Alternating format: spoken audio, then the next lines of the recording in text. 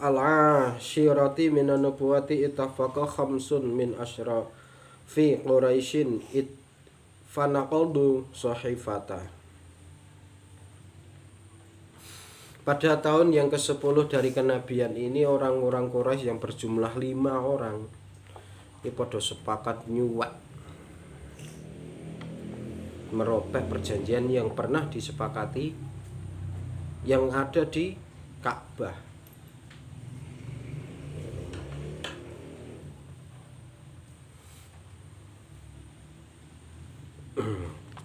Maka Kanjeng Nabi Muhammad fakharaja Nabi sallallahu alaihi wasallam wa man ma'ahu minal hisari bata'an makathu fi syi'bi qoriban min thalathi sanawatin.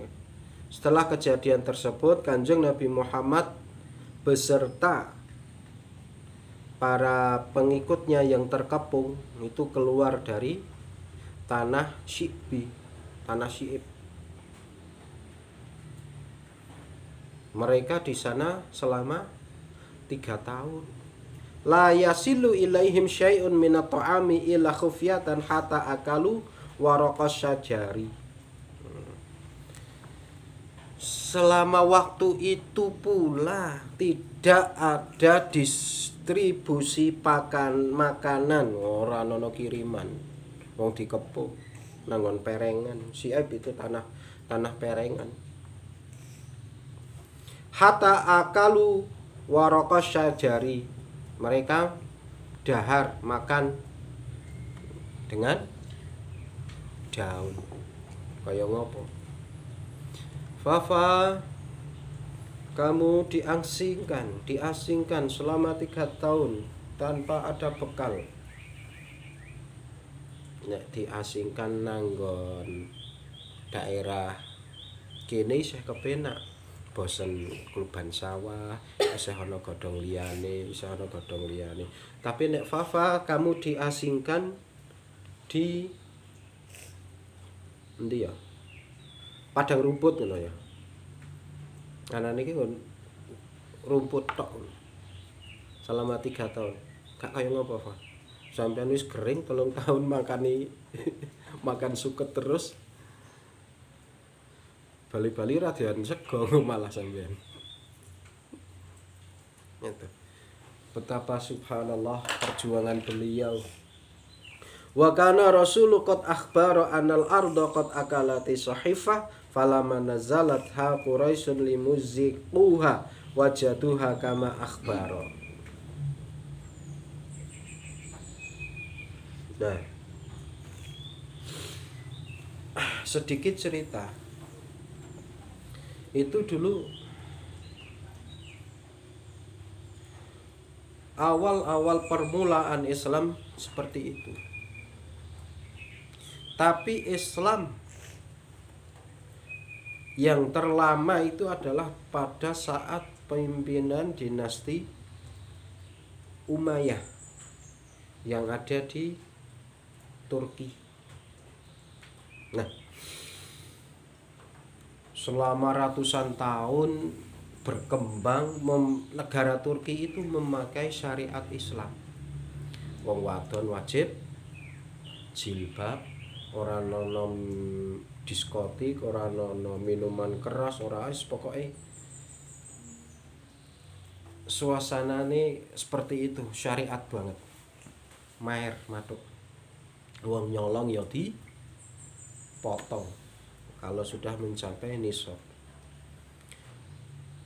Akhir-akhir perkembangan zaman ketika suatu saat perang dunia kae. Ketika itu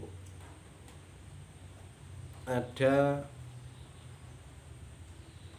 jenderal bernama Mustafa Ataturk,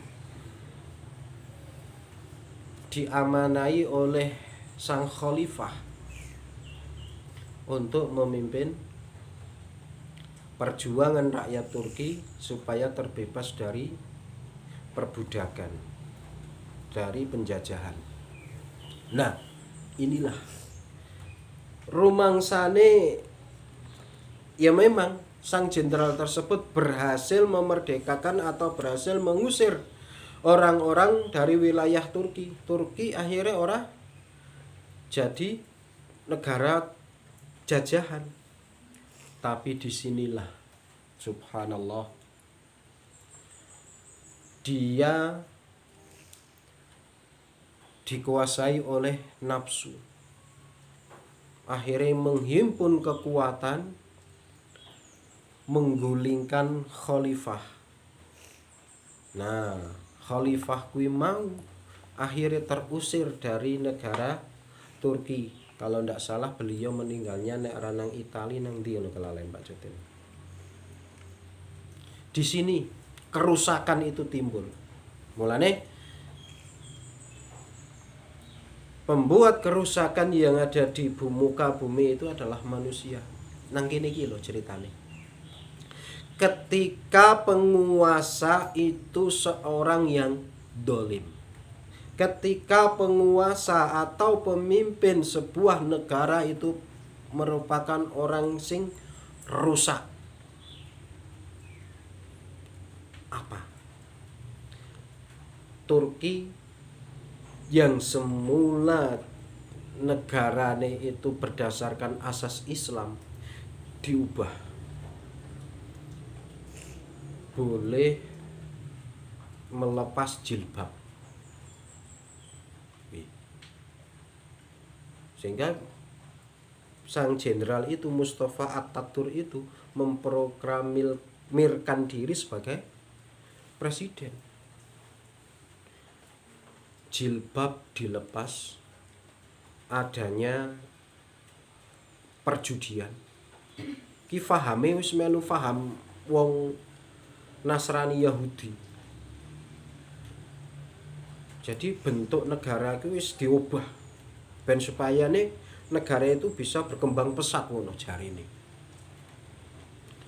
Jilbab dilepas sampai azan yang semula bahasa Arab diganti dengan bahasa Turki. Dan dia membuat kerusakan-kerusakan yang banyak sekali. Tersedianya diskotik ya otomatis ya minuman keras ya ana. Sehingga apa? Allah menurunkan azab. Mustafa itu meninggal. Wakila menurut kabar Naza. Wong Naza itu 6 bulan. Naza ki loro. Naza ki wong arep mati ki jenenge Naza. Nah, ketika itulah wong nek Naza itu kan nyawa lagi dilepas. Dalam sebuah kitab diterangake sebanyak bilangan apa ya jenenge ruas tulang ini loh. Jumlah manusia mempunyai ruas tulang berapa 300 berapa itu.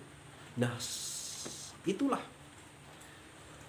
diceneng waduh. Kok diculno maneh. Soalnya nek diceneng ngono gedhe ngono mungkin wae ra kuat. Rasane ketika nyawa lepas dari badan itu sebagaimana kulit itu dikletek. Betapa sakitnya. Mustafa itu menderita nazak kaya ngono 6 bulan. Subhanallah. Karena saking kurang ajari. Pernah dalam pidatone mengatakan siapa yang paling berkuasa? Kamu presiden. Wes saking dene biadab, saking dene kurang ajare, meninggalnya pun ulama-ulama yang ada di sana tidak mau menyalatinya. Sehingga jenazah tersebut terlantarkan selama 6 hari. Nah, dari 6 hari ini ada suatu dewan sing akhirnya ngomong karo para ulama-ulama, akhirnya gelem ngurus ning ajaibnya. Ajaib. Wes rampung, ketika mau dikubur bumi itu menolak. Metu terus jenazah. Terus pergi carane opo mungkin dientalna munggah kono ora ngerti. bola-bali dikubur metu maneh, dikubur ora gelem metu maneh, dikubur metu maneh bola-bali. Yo wong sing do nang kono kan bingung, iki piye, iki piye. Akhirnya disepakati. Ada ulama yang memerintahkan, ya sudah, jenazahnya dikasihkan, ditaruh di sana, di atasnya wenehi batu. Akhirnya apa yang ngono kuwi? Sampai sekarang di Turki itu dibuat monumen jenazah Mustafa Ataturk. Nek merono ya, sing paling destinasi wisata sing paling rame diantarane kuwi. Tapi nyuwun sewu, nek kesana sebelum masuk ke museum itu karo petugas disemprot minyak wangi dhisik. Sampeyan sebelum masuk museum karo petugas disemprot minyak wangi dhisik. Kok bisa toh, Pak? Itu pelayanan istimewa dari pemerintah Turki nggih, Pak. Jebule apa? Sampai sekarang jenazahnya itu masih berbau busuk. Padahal ngere kaya dhewe. Nek jenazah sing kaya ngono kan mesti wis diwenehi peti, wis wenehi kaca, wis wenehi wangi-wangian, wis kedap udara tidak mungkin keluar. Isih mambu badhek, Masya Allah. Inilah gambarannya orang-orang sing kurang ajar. Nah, sehingga Abu Jahal dulu tuh pernah karo sedulure Ali bin Abi Thalib gulune iki ditekek ngono, opane krai baju cene ngono. Karena apa? Ngenyek karo Nabi Muhammad, ora trimo, kurang ajar dike. Gitu. Tuh. Jadi ketika Kanjeng Nabi Muhammad sallallahu alaihi wasallam keluar dari kepungan yang mana beliau beserta para sahabatnya dikepung di tanah Syi'ib kurang lebih selama 3 tahun tanpa ada makanan. Tentune wae waktu semono ya keamanane rawan banget. 3 tahun ki mestine ya dihantui. Wedi mesti ya duweni rasa kuwatir. Mbok menawa-menawane kok diserang karo Quraisy, karo wong kafir kaya ngono kuwi. Subhanallah. Bismillahirrahmanirrahim.